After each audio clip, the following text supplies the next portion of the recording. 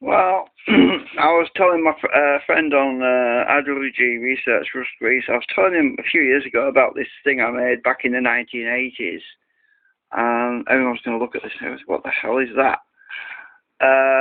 Right, well, before the days of 3D printing and before the days of when it was easy to make molds of things, because, well, back then we just didn't have the resources,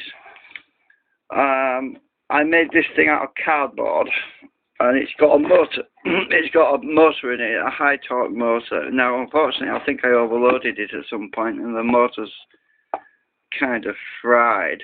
But so it's going to have to be removed and dismantled. Well, the thing is, when I dismantle this thing, it's probably not going to go back together again because it's cardboard and it's literally stuck together with sellotape. Yeah, the paper's going to rip. It's going to get ripped to shreds. But what is it?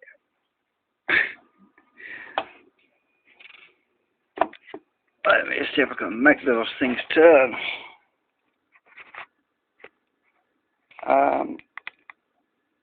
I can't turn it by hand. Right, they've moved a bit. What is it? You're wondering. It's a cardboard vacuum cleaner.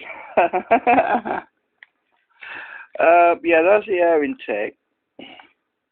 Oh, actually, is that the air out? No, yeah, one. Anyway, I forget now which is which, but there's. Yeah, I'll take this off. Might as well, because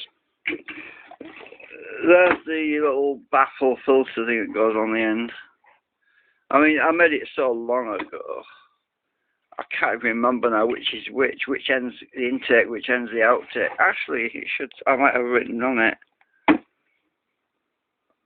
I think, looking down that hole, I have a suspicion that's the output. Yeah, I can't remember. But it's interesting looking at this thing because there's an access point for the motor right there. You can. Oh, let me see if I can get some light in there. Don't know if you're able to see. Let's see if I can get light somewhere in there. That's the motor access port.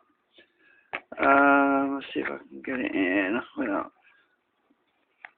Don't know if you're able to see anything though.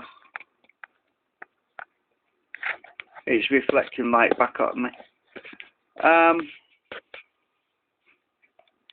Let's try the other end.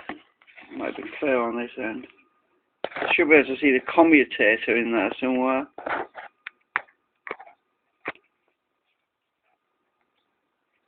Just about. Just about. Right, hard to get it the light in there. But the motor's in there. Anyway, so yeah, what I'll probably be doing is doing a live stream. Oh look, Harrison Ford. Yeah, all these cornflake packets. There's pictures of people at the time when I was making this off the cereal boxes. I think there's Rice Krispies, boxes, and yeah, it kind of dates the age, wouldn't it? There's only bits of writing, so I can't read it all. Oh, food. Ah, yummy. I feel like some food right now. Oh, what's written on here? Oh, it looks like movies or something. Anyway, yeah, just looking at these cornflake packets is interesting in itself, actually. But when I made this, I wrote on it max continuous for about 5 amps for about what 8 minutes. And I think I run it a bit too long, it overheated.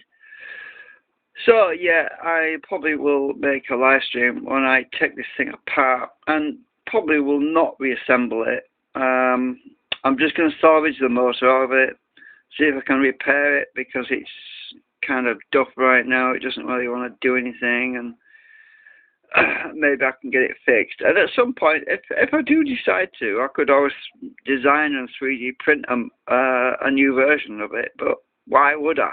What's the point?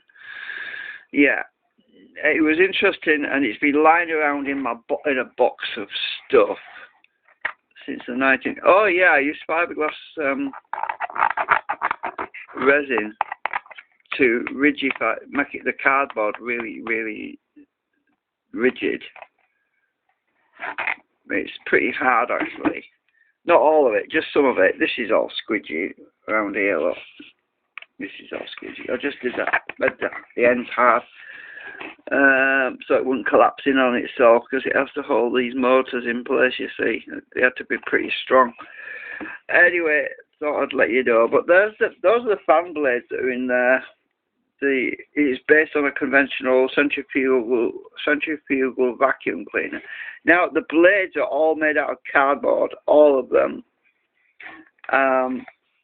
You can actually see them through. I left an optical view on it, so you could see through it. But that's what those little things are in there. I was trying to get them to turn, but I can't. There's nothing sticking out the end to turn the damn thing, which is annoying. This motor on this end is just acting as a bearing, basically. It's basically a shell. Anyway, so you find that interesting.